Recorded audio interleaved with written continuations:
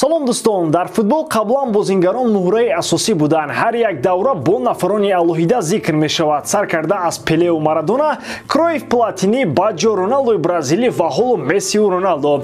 Дар футболи муосир нақши мураббиён барҷаста аст. Махсусан Зидан 3 бор дар Лигаи Чемпионҳо ғалаба кард ва дигар дастҳо ҳам бар ивази мураббии худ муваффақ мешаванд. Ба мутахассиси фаронсавӣ дастаи ПСЖ талабгор мебошад, аммо Зидан дар охирин лаҳза бозам ҷавоби рад додааст.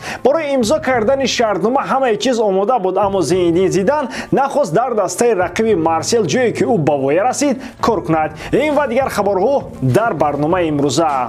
Дӯстон, тамошои ҳамаи бозиҳои варзиширо шумо метавонед бо сарпарасти видеои мо ширкати 1x ҷолибтар кунед. Дар он ҷо регистратсияи осон, пур кардани маблағ аз тамоми гӯшаву канори дунё, вале аз ҳама муҳим бонус то $100 дар аввалин пардохт бо промокоди MG0777. ссилкаи бозӣ дар комментария. Ба ҳама муваффақият.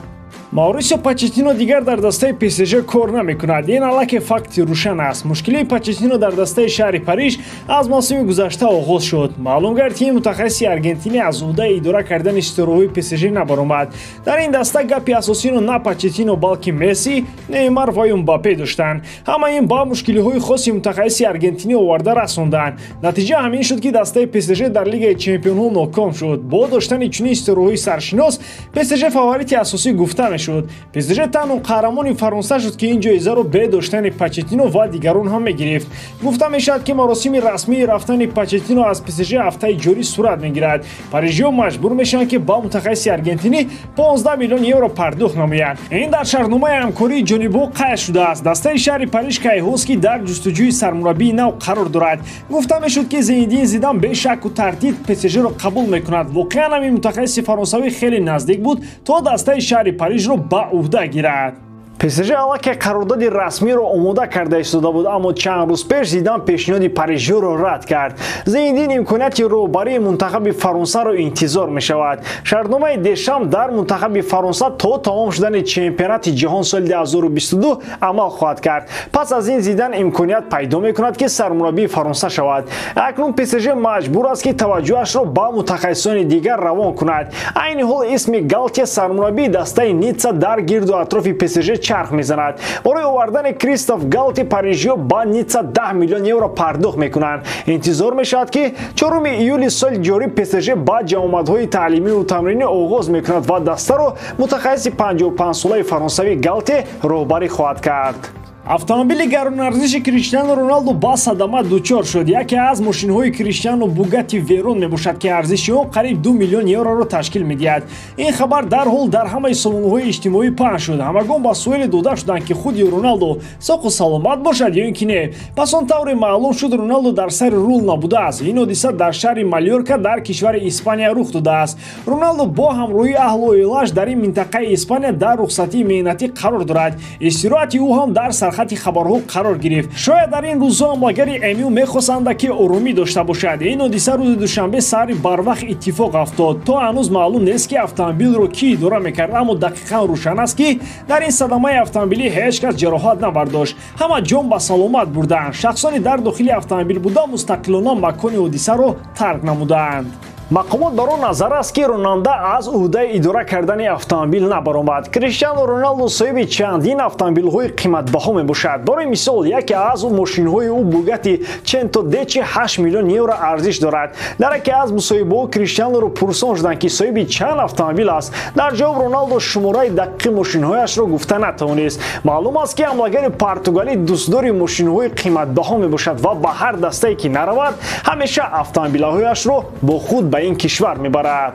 Ниқорсистонии Муҳаммад Салоҳ аз дастаи Реал Мадрид мавзӯи ҳамешагӣ аст. Баъди шикаст дар финали соли 2018 ки дар он Рамос ба китфи Салоҳ осеби ҷиддӣ овард, ҳамагон дар финали соли 2022 қасди Салоҳро интизор буданд. Қариб 4 сол Салоҳ аз ин мавзӯъ роҳи гурез меҷуст, вале бо наздик шудани финали соли 2022 ки бозам Реал ва Ливерпулро ба ҳам овард, ба суханҳояш оғоз кард. Сараввал Салоҳ дар сомонаҳои иҷтимоияш ишора кард ки мо бо Реал кори тамом накарда дорем. Баъдан як рӯз пеш аз финал Салоҳ дар мусоҳиба қард кард ки ман финали соли 2018-ро дар хотир дорам. Гӯё он дирӯз буд. Умедворам ки Ливерпул ниқорситонӣ карда метавонад. Ва аммо дар финал Ливерпул боз шикаст хӯрд. Родриgoи бразилӣ баъд аз як ҳафтаи ин бозӣ дар мусоҳиба чунин гуфт: дар тамринҳо то бозӣ мо ба тарафи Салоҳ мегуфтем: Салоҳ, ту метавонӣ. Гапҳои Салоҳ пеш аз бозӣ қаҳру ғазаи моро бештар карданд. Мо мехостем ғолиб шавем то Салоҳро масхара кунем. вақте ки бозӣ тамом шуд, мо барои бозингарони Ливерпул коридор кардем. ҳама аз мобайни он мегузаштанд, аз ҷумла Салоҳ бо сари хам. Модрич ба тарафи ӯ гуфт: раҳмат Салоҳ, навбати дигар кӯшиш кун. این سخن‌های رودریگو هم باعث بحث شدن. از جمله سابق دفاعگر لیورپول خوسه انریکه با رودریگو توصیه داد که تو حال جوانی دهانت رو در هر جا نکشو که گپ‌هایت باز به خودت بر میگردن. عجیبش این است که سال 2020 ریال مادرید با طور جدی میخواست صلاح رو بخرد. اکنون که مباپه و هالند با ریال نامدن، صلاح میتواند بهترین واریانت برای مادریدیا باشد. اما طور از معلومات‌های اخیر برمیآید فوتبالباز مصری الکی با دسته بارسلونا وعده داده است که سال آینده صفی آنها رو پر میکند. این در حالی رخ میدهد که اگر صلاح و لیورپول در مورد شرطنامه نوی او با قرار عمیق آمده نتوانند، ترانسفر با بارسا با صلاح امکانیت میدهد که بالاخره قصد خود را از ریال بگیرد.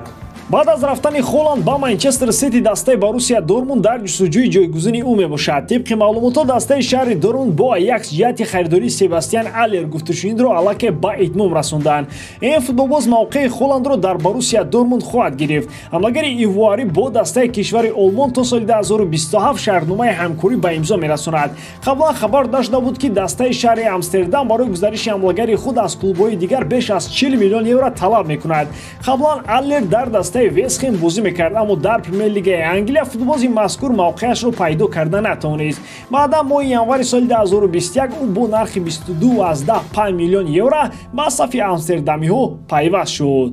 در 65 بازی سباستیان آلر با زدن 47 گل مشرف گردیده 16 پاس گل‌آور را به نامش اختصاص داد. این آمارها باعث بر آن شدند که دسته‌های توپ باز توجهشان را به آلر بیشتر کردند.